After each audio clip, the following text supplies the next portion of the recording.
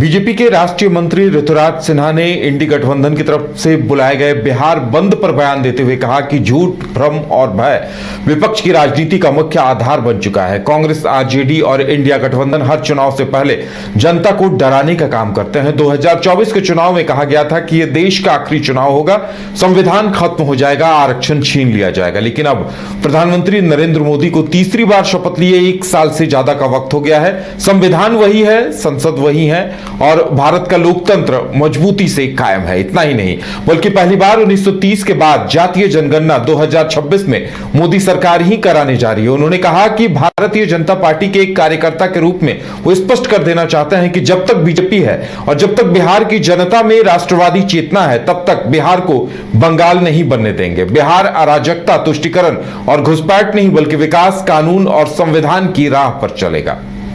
भ्रम और भय ऑपोजिशन के, महागठबंधन के, इंडिया अलायंस के, कांग्रेस के, आरजेडी जैसी पार्टियों के चुनाव लड़ने का टूल किट बनता जा रहा है। हर एक चुनाव से पहले वही ढर्रा। 2024 का चुनाव हम सबको अभी याद है। संविधान निरस्त होने वाला था, देश का आखिरी चुनाव होने वाला था और आरक्षण तो लगभग हटवा ही दिया था इन लोगों ने अपनी कल्पना में। आज प्रधानमंत्री नरेंद्र मोदी जी को तीसरी बार शपथ लिए 12 महीने से अधिक हो गया। संविधान भी वही है, संसद भी वही है, लोकतांत्रिक व्यवस्था भी वही है और सबसे बड़ी बात कि जाति आधारित जनगणना 1930 के बाद पहली बार 2026 में होगी, मोदी सरकार कराएगी। देश को पता है कि जब तक मोदी जी हैं, गरीब और वंचित का अधिकार कोई ले सके ये संभव ही नहीं है। तेजस्वी जी से और राहुल जी से मेरा एक सवाल है, विशेषकर आज के दिन जब राहुल जी पटना आ रहे हैं। सरकारी सूत्रों से